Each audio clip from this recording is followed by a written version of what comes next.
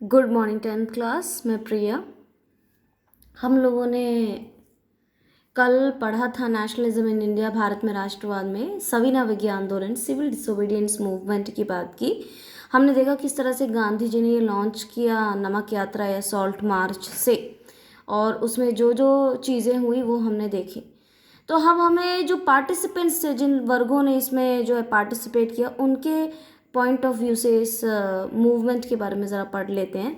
अगले टॉपिक में how participants saw the movement, लोगों ने आंदोलन को कैसे लिया। तो यहाँ पे हम देखेंगे इस टॉपिक में कि किन किन वर्गों ने इस आंदोलन में अपना पार्टिसिपेशन दिया और क्यों दिया, और किसने ज़्यादा और किसने कम दिया। ठीक है, तो सबसे पहले अगर हम बात करें तो रिच पेजेंट्स की हम बात करते हैं। अमीर जो किसान थे, जिनको पाटीदार्स भी बोलते हैं गुजरात में, और यूपी के जाट जो हैं, उन्होंने बहुत ज़्यादा एक्टिवली इस आंदोलन में पार्टिसिपेट किया। वो इसलिए क्योंकि उस टाइम पे जो महामंदी या डिप्रेशन का काम चल रहा था, टाइम पीरियड, मैंने आपको लास्ट क्लास में भी बताया था किस तरह से एग्रीकल्चरल प्राइसेस बहुत ज़्यादा लो हो गए थे, जिस वजह से वो अपना रेवेन्यू तक नहीं पे कर पा रहे थे। ये बहुत परेशान थे, सबसे ज़्यादा नुकसान इन वर्गों को हुआ था, इसलिए उन्होंने सीडीएम या सिविल डिसोबीडियंस मूवमेंट में पार्टिसिपेट किया। उनके लिए स्वराज का मतलब था, स्वराज में के लिए लड़ने का मतलब था टू फाइट अगेंस्ट रेवेन्यू, यानी कि ऊंचे जो टैक्स पे करते थे, रेवेन्यू पे करते थे, उसके खिलाफ जो लड़ाई थी वो था उनके लिए स्वराज का मतलब। और जब गांधी जी ने गांधी इरविन पैक्ट के बाद जब इस आंदोलन को वापस लिया, तो ये लोग बहुत ही डिसअपॉइंट हुए थे, बड़े नाराज़ हुए थे गांधी जी से। उसके बाद अगला वर्ग आता है हमारा पुअर पेजेंट्स, यानी कि गरीब किसान जो है। ज़्यादातर गरीब किसान जो होते थे, ये जो बड़े बड़े रिच किसान होते थे, रिच पेजेंट्स होते थे, या बड़े बड़े भूस्वामी वर्ग, लैंडलॉर्ड, ज़मींदारों की ज़मीन में को रेंट में लेके, किराए पे लेके वहाँ पे खेती करते थे। तो उनका जो रेंट होता था, जो वो बहुत ज़्यादा हाई होता था, जो कि वो पे नहीं कर पाए थे। तो उनकी उनकी मांग क्या थी सिविल डिसोबीडियंट मूवमेंट में? नो रेंट कैंपेन्स, यानी कि रेंट पूरी तरह से ख़त्म कर देना चाहिए, वो आराम से अपनी ज़मीन पे काम कर सके। बट आपको मैं बताऊं, कांग्रेस की स्थापना, इंडियन नेशनल कांग्रेस की स्थापना बहुत पुरानी थी, 1885 में हुई थी। और एक बहुत बड़ी संस्था, एक बहुत बड़े पॉलिटिकल पार्टी को चलाने के लिए उतना ही ज़्यादा खर्चा होता है, फंडिंग होती है, फंडिंग स्पॉन्सर करते हैं लोग। तो मोस्टली कांग्रेस को पैसे देने वाले कौन थे? ये जो रिच पेजेंट्स थे, जो ज़मींदार थे, या जो बड़े इंडस्ट्रियलिस्ट थे, वो कांग्रेस को पैसे देती है, और उसी पैसे से कांग्रेस का काम चलता है। जिस वजह से क्या हुआ, कांग्रेस जो है were big supporters of rich pageants and landlords, इसलिए उन्होंने नो रेंट कैंपेन, जो गरीब किसानों का जो नो रेंट यानी कि किराया नहीं, जो उनका आंदोलन था, उसको उन्होंने सपोर्ट नहीं किया, क्योंकि वो दोनों लोगों को खुश नहीं कर सकते। कांग्रेस को कौन पैसे दे रहा है? किसान, रिच पेजेंट्स और लैंडलॉर्ड्स। अगर वो नो रेंट कैंपेन को सपोर्ट करे तो नुकसान किसको होगा? लैंडलॉर्ड्स को, पेजेंट और रिच पेजेंट्स को। अगर उनको नुकसान होगा तो कांग्रेस को फंडिंग नहीं मिलेगी। तो कांग्रेस ने जो है इनको जो है ज़्यादा सपोर्ट नहीं किया, गरीब किसानों के जो नो रेंट कैंपेन था उसको ज़्यादा सपोर्ट नहीं किया, जिस वजह से जो पुअर पेजेंट्स थे कांग्रेस के से पूरी तरह से जुड़ ना पाए। अगला है हमारे इंडियन मर्चेंट्स एंड इंडस्ट्रियलिस्ट। हमारे इंडिया में बहुत बड़े इंडियन, बहुत अमीर इंडस्ट्रियलिस्ट भी थे, बड़े बड़े इंडियन मर्चेंट्स भी थे, यानी कि जो मर्चेंट्स होते हैं, जो व्यापारी होते हैं, और जो उद्योगपति थे वो भी थे। और उन्होंने इस मूवमेंट को सपोर्ट किया, सिविल डिसोबीडियंट मूवमेंट को सपोर्ट किया। क्यों किया? क्योंकि उनको इम्पोर्ट ड्यूटीज से बहुत परेशान थे। आपको पता है कि ये लोग इंडियन चीज़ें बनाते थे, बट ऊपर बाहर से जो ब्रिटिश के गुड्स आते थे उस पर बहुत कम टैक्स लगता था, जिस वजह से उनकी कीमतें हमारे इंडिया के मार्केट्स में बहुत ज़्यादा सस्ती थी। तो उन पे इम्पोर्ट ड्यूटीज़ बहुत ज़्यादा कम थी, जिस वजह से नुकसान, इंडिया का माल ज़्यादा मार्केट में बिक नहीं पाता था, जिस वजह से हमारे इंडियन मर्चेंट्स और इंडस्ट्रियलिस्ट को नुकसान होता था। तो उन्होंने जो है इसके खिलाफ, इम्पोर्ट ड्यूटीज़ जो बहुत लो था ब्रिटिश गुड्स पे, उसके खिलाफ जो है वो बहुत नाराज़ थे, इसलिए उन्होंने सिविल डिसोबीडियंट मूवमेंट का साथ दिया। Okay, this industrialist, in industrialist ने अंग्रेज़ों के खिलाफ बहुत बड़े बड़े जो है उन्होंने कॉमर्शियल ग्रुप्स भी फॉर्म किए थे। इंपॉर्टेंट है ये, 1 मार्क्स के क्वेश्चन में आ सकता है। For example Indian industrial and commercial congress 1920 में हमारे इंडियन इंडस्ट्रियलिस्ट ने एक बहुत बड़ा कांग्रेस फॉर्म किया था 1920 में। हिंदी में भी उसे ऐसे ही कहेंगे। दूसरा है federation of Indian chamber of commerce and industries, FICCI बोलते हैं। इसकी स्थापना कब हुई? 1927 में। ये दोनों चीज़ इंपॉर्टेंट है प्लीज़। इंडियन इंडस्ट्रियलिस्ट की दो जो कांग्रेस थी, जो एसोसिएशन जो फॉर्म हुई थी, एक तो Indian industrialist and commercial congress 1920 की, और दूसरा federation of Indian chamber of commerce and industries FICCI in 1927। अच्छा, नेक्स्ट द प्रोमिनेंट कुछ इंपॉर्टेंट इंडस्ट्रियलिस्ट के नाम, पुरुषोत्तम दास ठाकुरदास और जीडी बिरला। बिरला कंपनी तो आज भी बहुत फेमस है, वो उस टाइम से चलती हुई आई है, बहुत पुरानी है। जो उन्होंने कॉलोनियल, हम ब्रिटिश गवर्नमेंट की को बहुत ज़्यादा क्रिटिसाइज़ किया, उनकी पॉलिसीज़ को। और सीडीएम माने सिविल डिसोबीडियंस मूवमेंट, सीडीएम माने सविनय अवज्ञा आंदोलन को उन्होंने सपोर्ट किया।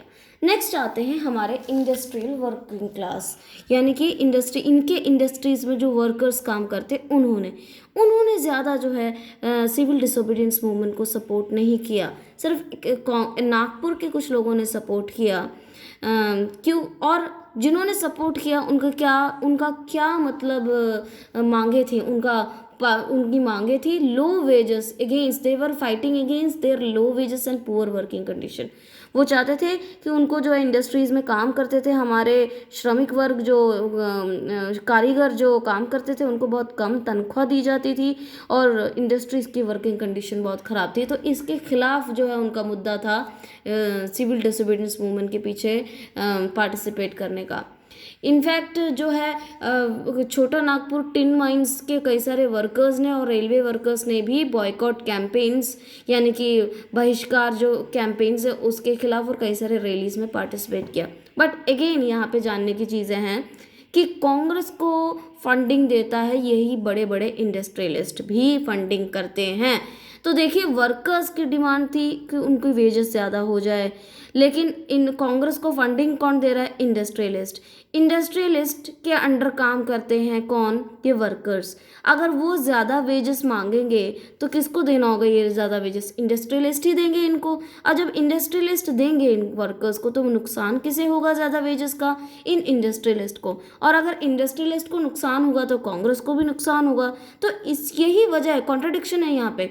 यही वजह है कि कांग्रेस ने जो है वर्कर्स की डिमांड को सपोर्ट नहीं किया, क्योंकि उनको ऐसा डर लग रहा था कि अगर हम इन वर्कर्स को वेजेस को हाई करने की चीज़ों पे, मांगों पे हम सपोर्ट करेंगे तो ये जो है इनको जो इंडस्ट्रियलिस्ट का सपोर्ट जो है वो ख़त्म हो जाएगा। ये वजह थी, क्योंकि कांग्रेस को फंडिंग इंडस्ट्रियलिस्ट भी करते थे, राइट। जैसे आज के टाइम पे यूएनओ, यूनाइटेड नेशन ऑर्गेनाइजेशन को फंडिंग सबसे ज़्यादा कौन करता है? अमेरिका करता है। इसलिए अमेरिका के कई सारे गलत डिसीजंस पे भी आज के टाइम पे वो शांत रहते हैं, क्योंकि उन्हें पता है वो उन्हें ज़्यादा नाराज़ नहीं कर सकते हैं। Next, one of the most important feature of CDM is the participation of women. देखिए, नॉन कॉपरेशन मूवमेंट में ज़्यादा वुमेन ने पार्टिसिपेट, औरतों ने पार्टिसिपेट नहीं किया था। बट सिविल डिसोबीडियंस मूवमेंट में औरतों ने भी पार्टिसिपेट किया था।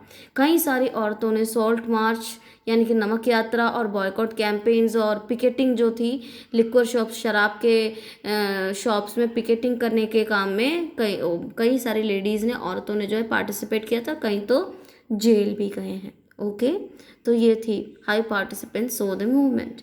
अब हमारा अगला टॉपिक है लिमिट्स ऑफ सिविल डिसोबीडियंस, यानी कि सविनय अवज्ञा की सीमाएं। क्या क्या सीमाएं हैं?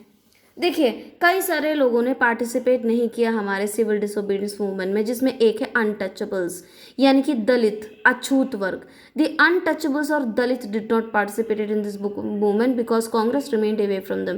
कांग्रेस ने अनटचेबल्स की मांगों को लेके या उनके कई सारी चीज़ों को उन्होंने अपने एजेंडे में इंक्लूड नहीं किया, वो उनसे हमेशा दूर रहे, जिस वजह से अनटचेबल्स कभी भी जो है कांग्रेस के साथ कभी भी जुड़ नहीं पाए थे। बट गांधी जी सपोर्टेड दम। गांधी जी जानते थे कि वो कांग्रेस के साथ या नेशनल मूवमेंट में जितने ज़्यादा वर्गों को जो है पार्टिसिपेशन के लिए अपने साथ जोड़े, उतना ही ज़्यादा मूवमेंट स्ट्रांग होगा। इसलिए वो चाहते थे कि जो अनटचेबल्स है, जो दलित हैं, उनको जो है इस मूवमेंट में सपोर्ट करें। इसलिए गांधी जी ने उन्हें सपोर्ट किया और उन्हें हरिजन बोला, हरि के जन, यानी कि चिल्ड्रन ऑफ गॉड।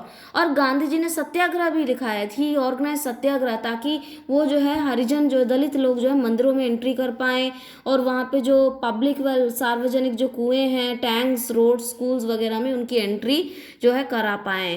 पहले इनकी एंट्री वर्जित थी, यहाँ पे हर जगह पे अलाउड नहीं थे ये लोग। डॉक्टर बी आर अम्बेडकर, आपको पता है डॉक्टर बी आर अम्बेडकर ने दलितों के लिए बहुत बड़ा योगदान दिया। ये जो है हमारे जो कॉन्स्टिट्यूशन, संविधान के निर्माताओं में सबसे अहम भूमिका इन्होंने निभाई थी। तो डॉक्टर बी आर अम्बेडकर ने ऑर्गेनाइज किया डिप्रेस्ड क्लास एसोसिएशन, इन सभी दलितों का एक एसोसिएशन बनाया जिसका नाम रखा डिप्रेस्ड क्लासेस एसोसिएशन, यानी कि दमित वर्ग एसोसिएशन 1930 में। और महात्मा गांधी जी ये के साथ इनकी थोड़ी मुठभेड़ हुई। वो महात्मा गांधी जी की बातों से अग्री नहीं कर पाए थे सेकेंड राउंड टेबल कॉन्फ्रेंस में, क्योंकि अंबेडकर को सेपरेट इलेक्टोरेट चाहिए था, पृथक निर्वाचिका चाहिए था दलितों के लिए। पृथक निर्वाचिका का क्या अर्थ है? अगर कोई इलेक्शन हो रहा है तो जहाँ पे ज़्यादा पॉपुलेशन है दलितों की, वहाँ से दलित ही खड़ा होगा, तो उनके लिए इलेक्शन में बिल्कुल अलग थलग करना। But Gandhi ji separate electorate के बिल्कुल विपक्ष में नहीं थे, क्योंकि उनका ये मानना था कि अगर दलितों को सेपरेट इलेक्टोरेट दे दिए तो वो कभी भी मिंगल नहीं हो पाएंगे बाकियों के साथ। तो इसलिए ये इसके बिल्कुल ही खिलाफ थे। और इसी कॉन्ट्रडिक्शन की वजह से यहाँ पे सेकेंड राउंड टेबल कॉन्फ्रेंस में जो है मैंने बताया था लास्ट टाइम, गांधी जी और अपने बी आर अम्बेडकर और 2-3 लोग थे प्रिंसली स्टेट्स के, तो उनके साथ जो है वो इंडियंस में ही यूनिटी नहीं दिखाई दी। कई सारे लोग वहाँ पे गए थे, इंडियंस में ही यूनिटी नहीं दिखाई गई। सभी एक दूसरे से जो है बहस कर रहे थे, जिस वजह से जो है गांधी जी की डिमांड्स पूरी नहीं हो पाई थी सेकेंड राउंड टेबल कॉन्फ्रेंस में। तो सितंबर 92 में वो अनशन पे चले गए, गांधी जी भूख हड़ताल पे चले गए कि भाई अंबेडकर को सेपरेट इलेक्टोरेट की बात को ख़त्म करना ही पड़ेगा। आखिरकार अंबेडकर को गांधी जी की बात माननी पड़ी और सितंबर 1932 में पूना पैक्ट साइन हुआ बिटवीन गांधी जी और अंबेडकर, जिसमें अंबेडकर ने गांधी जी की बात रखी, एक्सेप्ट किया कि चलो सेपरेट इलेक्टोरेट नहीं चाहिए दलितों को, बट उन्होंने रिजर्वेशन पूरी मांगी। रिजर्वेशन के लिए गांधी जी भी राजी हो गए थे। प्रोविंशियल और सेंट्रल लेजिस्लेटिव असेंबली इलेक्शंस में दलितों को जो है पॉलिटिकल पार्टीज़ में और पॉलिटिकल असेंबलीज़ में जो दलितों के लिए सेपरेट जो है उन्होंने रिजर्वेशन रखा। अगेन एक और क्लास जिन्होंने सिविल डिसोबीडियंस मूवमेंट और कांग्रेस से बिल्कुल नहीं जुड़ पाए वो थे मुस्लिम। ठीक है, क्यों? क्योंकि कांग्रेस जो है बाद में जाके अपने कई सारे दूसरे जो कम्युनल पार्टीज है ना, हिंदू महासभा, वो हिंदूज की पार्टी है, उसके साथ कांग्रेस के लीडर्स का उठना बैठना थोड़ा ज़्यादा हो गया था, जिस वजह से मुसलमान बहुत नाराज़ थे। और हुआ ये कि उस टाइम पे इस वजह से हिंदू और मुस्लिम के कई सारे दंगे भी शुरू हो गए, छोटे मोटे दंगे होने लगे और दोनों के बीच की दूरियां जो है ज़्यादा बढ़ने लगी। और मुस्लिम लीग की स्थापना भी हुई। मुस्लिम लीग एक मुस्लिम्स की पार्टी बनी थी जिसके लीडर थे मोहम्मद अली जिन्ना, और वो भी जो है अंबेडकर की तरह रिजर्वेशन चाहते थे, सेपरेट इलेक्टोरेट चाहते थे मुसलमानों के लिए।